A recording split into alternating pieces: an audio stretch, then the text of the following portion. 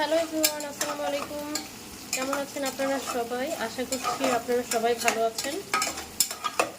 আজকে যেহেতু ফ্রাইডে, তো আমি আজকে আবার আমার একটা পছন্দের রেসিপি নিয়ে এসেছি। সেটা আজকে এখানে রান্না করছি চিলি চিকেন অনিয়ন, সাথে থাই ভেজিটেবলস, আর ফ্রাইড রাইস। আই হোপ ভিডিওটা আপনাদের সবার ভালো লাগবে। Stay connected with my page.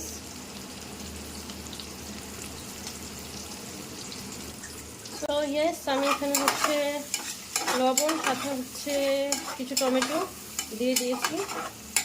আর চেষ্টা করছি একটু পেঁয়াজটা নরম হয়ে আসা পর্যন্ত, সাথে ক্যাপসিকামটা একটু নরম হয়ে আসা পর্যন্ত কিছুক্ষণ এটাকে ভাজতে থাকবো।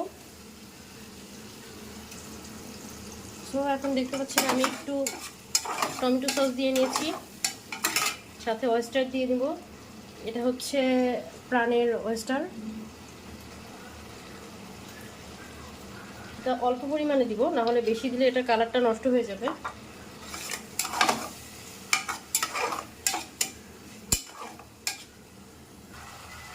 এন্ড দেন আমি একটু সিরকা দিয়ে নিচ্ছি,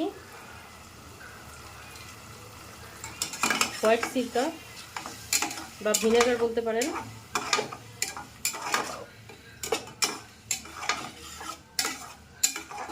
ভিনেগারটা আমি খুবই অল্প পরিমাণে মিক্স করব, খুব একটা বেশি দিব না।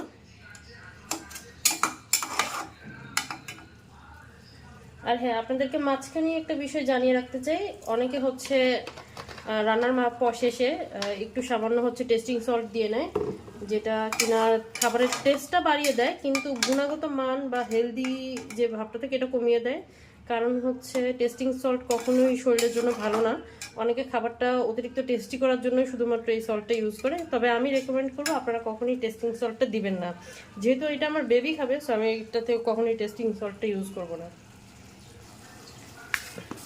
এন্ড দেন আমি সামান্য একটু চিনি দিয়ে নিব, কারণ চিনি না দিলে এখানে যে আপনি টমেটো বিভিন্ন ধরনের সস ইউজ করেছেন, এটার যে টকটক ভাবটা, এটা আপনারা কাটাতে পারবেন না। তখন খাবারটা আসলে অত একটা ভালো লাগবে না।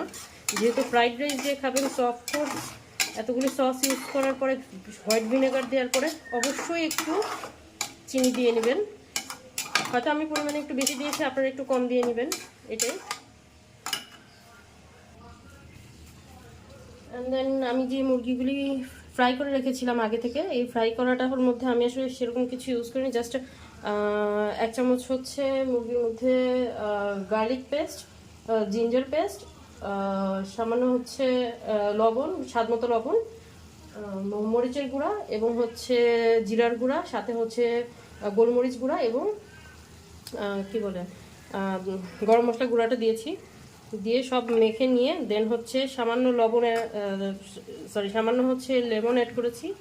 লেমনে কয়েক ফোঁটা রস দিয়ে তারপর একটা ডিম দিয়ে দিয়েছি। এরপর একটু ময়দা দিয়ে পুরোটা ম্যারিনেট করে আধা ঘন্টা রেখে তেলে ভেজে নিয়েছি।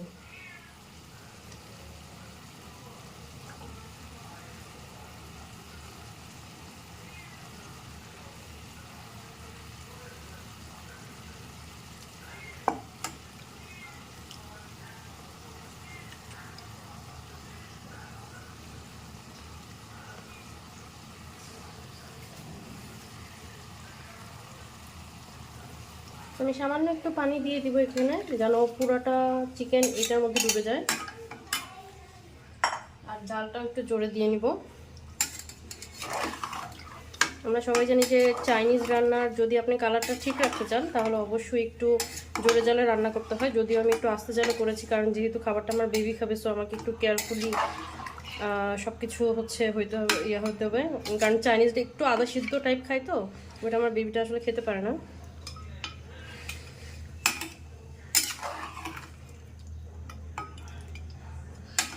সো এটা আমি একটু ঢেকে দিব।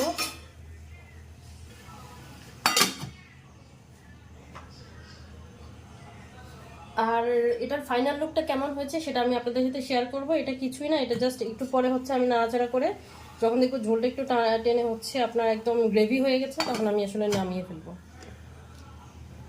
আর ফাইনাল লুকটা আপনারা দেখতে পাবেন। আরেকটা আমি ভিডিও শ্যুট করবো, যেটাতে সবগুলো আইটেম কী কী রান্না করেছি সেটা দিব, সেখানে দেখতে পাবেন। সো আল্লাহ হাফেজ। এটা আমার চিকেনটার ফাইনাল লুক। এখন আমি চুলাটা অফ করে দিব। আপনাদেরকে ফাইনাল লুকটা দেখানোর জন্য এই ভিডিওটা আবার শ্যুট করলাম। তো জানাবেন অবশ্যই কেমন লেগেছে আপনাদের কাছে। যদিও আমি পুরো রেসিপিটা দেখাইনি, তবুও চেষ্টা করছি শর্ট ফর্মে যতটুকু দেখানো যায় আর কি। সো আল্লাহ হাফেজ।